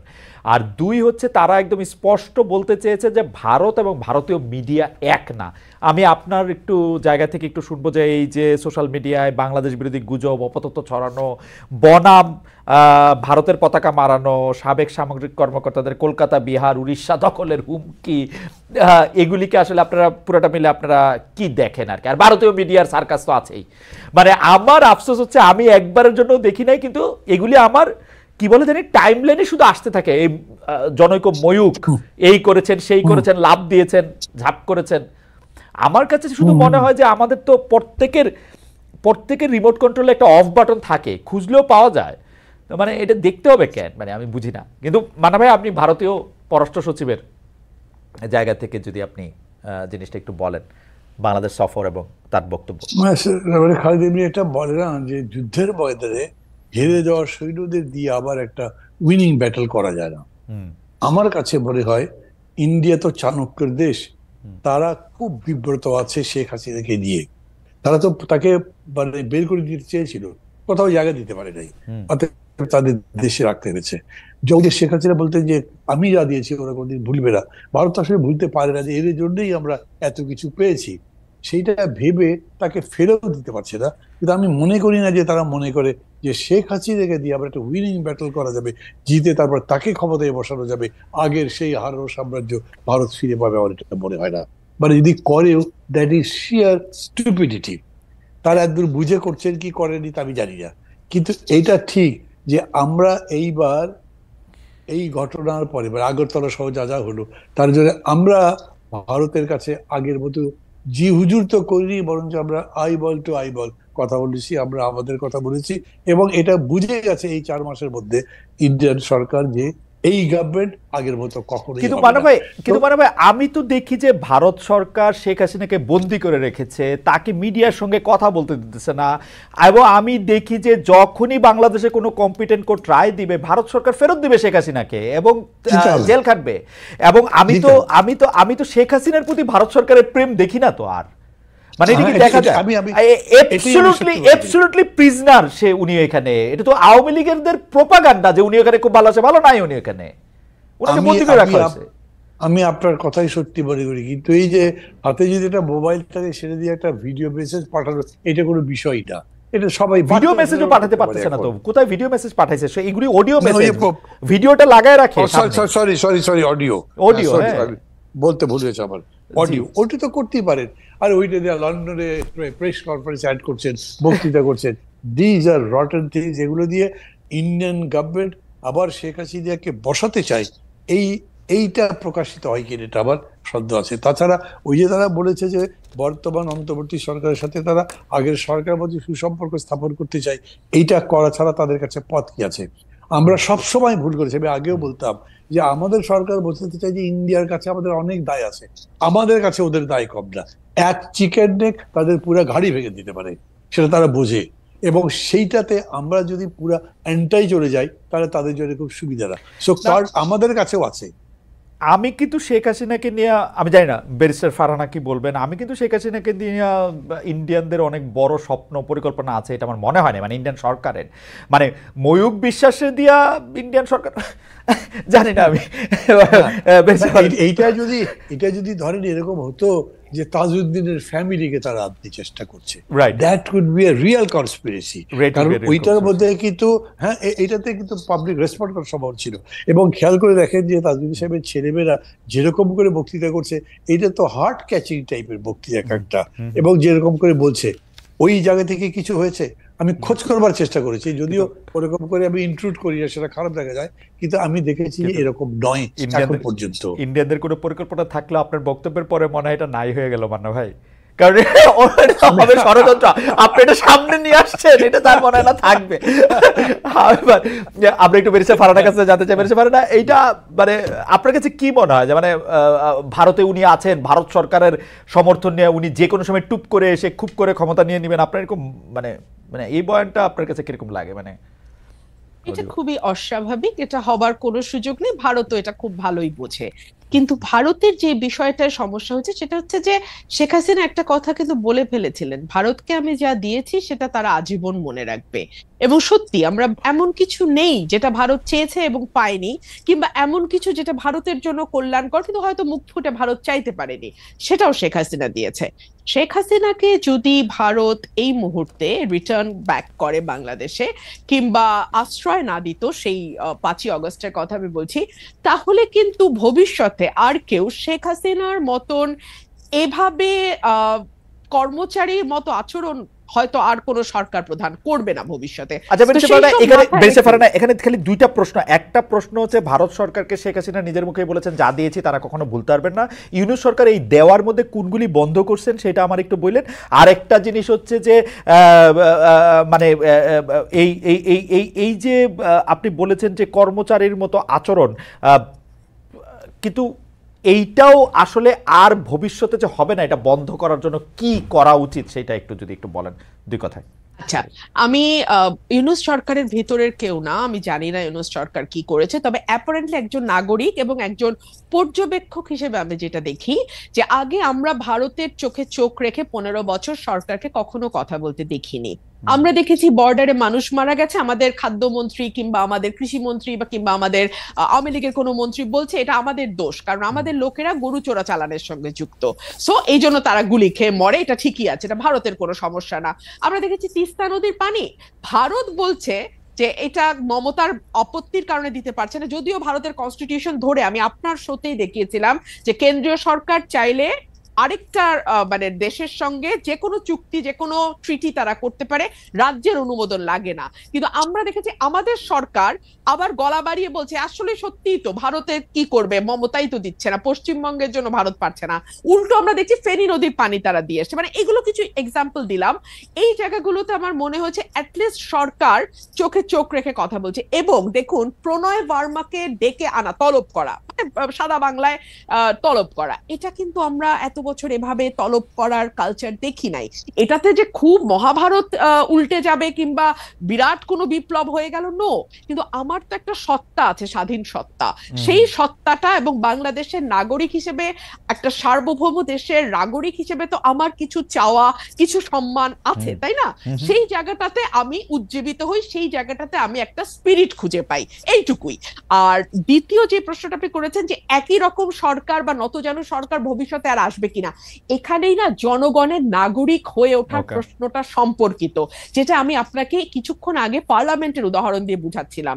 এদেশের মানুষ যেমন মনে করে এমপির কাজ কালভার্ট আর ব্রিজ বানানো আর 20% সেখান থেকে পকেটে ঢুকানো, একইভাবে মানুষ মনে করে তারা এই দেশের নাগরিক না, মানুষ মনে করে যে তারা এই দেশে আছে প্রজার মতন, এই জন্য তারা ট্যাক্স দিতে চায় না। খেয়াল করবেন এই দেশে কিন্তু কর জিডিপির অনুপাত সবচেয়ে নিচে, কারণ সে মনে করে ট্যাক্স দিয়ে আমার লাভ, ওই টাকাটাই গচ্চা, আমি তো কোনো সেবা পাবো না, আমাকে সেবা পাইতে হলে ওই লোকাল চেয়ারম্যানের পা ধরতে হবে, সামাজিক সুরক্ষায় যাইতে হলে আমাদের ওই এমপি সাহেবের পিএস এর পা ধরতে হবে। এই কারণে কি হয়, আমরা সিস্টেমকে ভোট দেই। আমাকে একটু সময় দেন খালেদ ভাই, আমরা না সময় নাই, তাহলে আপনি 30 সেকেন্ডে শেষ করেন, আর সময় নাই আমাদের, আমরা পার হয়ে গেছি। হ্যাঁ জি, আমরা সিস্টেমকে ভোট দেই। হ্যাঁ, যে কারণে মান্না ভাই বলছিল যে উনি একা দাঁড়িয়েছেন, ওনার দলটা দাঁড়াতে পারছে না, কারণ মানুষ মনে করে এই দল তো ক্ষমতায় আসবে না, মানে এই দল তো পার্ট অফ দ্য সিস্টেম হবে না। পার্ট অফ দ্য সিস্টেম যদি না হয়, তাহলে তার ঘরের টিনের চালের জায়গায় একটা ভালো পাকা চাল আসবে না, তার ওএমএস এর কার্ডটা হবে না, তার বয়স্ক ভাতার কার্ডটা সে পাবে না। এই সব কারণে না মানুষ আসলে একটা এক্সিস্টিং সিস্টেমের সাথে নিজেকে কোনোভাবে অ্যাকোমোডেট করতে থাকে। এই কারণে আমি 70, 50 বা 15 বছরের কথা বলছি। মানুষের ভেতরে সেই নাগরিক হয়ে ওঠা, রাষ্ট্রের অংশীদারত্ব দাবি করা এবং রাষ্ট্রের মঙ্গলে যে দিন শেষে তার বা তার ভবিষ্যৎ প্রজন্মের মঙ্গল হয়, এই বিষয়গুলো তার মগজে ঢোকা একটা প্রক্রিয়ার বিষয়, এবং এই প্রক্রিয়াটা সময় লাগবে খালেদ ভাই। এইটা আসলে খুবই মানে সারফেস লেভেলে আছে। বেরসা ফারহানা, আপনাকে ধন্যবাদ। আমি জাস্ট আর 30 সেকেন্ড নিব মান্না ভাই। সেটা হচ্ছে যে আজকে ব্যারিস্টার রুমিন ফারহানা কপালে টিপ দিয়ে এসছেন, তো আপনি আমাদের টেকনিক্যাল অসুবিধার জন্য আপনি দেখতে পাচ্ছেন না। অনেকেই মনে করছে যে এই টিপটাও পলিটিক্যাল, আমরা কি একটু political statement by barrister Farhana, আপনি কি এটা নিয়ে 10 সেকেন্ড বলবেন কিনা? আমরা এটা শেষ করে দিচ্ছি না ব্যারিস্টার ফারহানা, আপনি শেষে বলেন। মান্না ভাই, আপনি কি এটা নিয়ে কিছু বলবেন? যে ইভেন্ট টিপ দেখো, আসলে টিপ দেখো পলিটিক্যাল স্টেটমেন্ট মনে হচ্ছে। কেমনে বলবো, আমি তো ওকে দেখতেই পাচ্ছি না, কেমন লাগছে দেখতে, আগে সেটা বলতাম। তারপরে ওকে কি হিন্দু লাগে নাকি এখন মুসলমানই লাগে, ওকে কি সেকুলার লাগে না কি লাগে, কিছুই না দেখে বলবো। কারণ কিন্তু আমি মনে করি টিপ পড়ার মধ্যে হিন্দু মুসলমানের কোনো বিষয় নেই। ওকে, বেশা ফারহানা, আপনি যদি দুইটা বাক্য বলেন যে এটা একটা পলিটিক্যাল স্টেটমেন্ট কিনা। আমি যেই পড়ি হয় এবং আমি সব সময় টিপ পড়ি, হয়তো টিপের সাইজটা ছোট ছিল, হ্যাঁ এখন আমি বড় টিপ লাগিয়েছি। এটা যদি আপনি মনে করেন পলিটিক্যাল কোনো বিষয় ভাবতে পারেন, তবে হ্যাঁ একটা মেসেজ তো আমি দিতেই চাই যে নতুন বাংলাদেশে কারো লেবাস দেখে, কারো পোশাক দেখে আরেকজনের প্রশ্ন তুলবার কোনো অধিকার থাকবে আমি বিশ্বাস করি না। যতক্ষণ পর্যন্ত আমি আপনার ক্ষতির কারণ না হচ্ছি, ততক্ষণ পর্যন্ত আমি কি সাজলাম, আপনার ভালো না লাগলে আপনি চ্যানেল চেঞ্জ করবেন, কিন্তু সেটা নিয়ে সমালোচনা করা এবং সেটার কনক্লুশনে পৌঁছে যাওয়া, এটা খুবই হাস্যকর। ব্যারিস্টার রুমিন ফারহানা, আপনাকে অনেক ধন্যবাদ জনাব মাহমুদুর রহমান মান্না কেউ। আমরা আসলে সময়ের থেকেও আসলে একটু বেশি সময় শুনলাম, কারণ রুমিন ফারহানা এবং জনাব মাহমুদুর রহমান মান্না দুজনেই অত্যন্ত গুরুত্বপূর্ণ কিছু বিষয় নিয়ে অনেক গুরুত্বপূর্ণ কিছু কথা বলেছেন। দর্শক, আমরা আবারও আপনাদের সঙ্গে আমাদের দেখা হবে এই বৃহস্পতিবারই নতুন অতিথি নিয়ে। সেই পর্যন্ত আপনাদের সবাইকে অনেক অনেক ধন্যবাদ।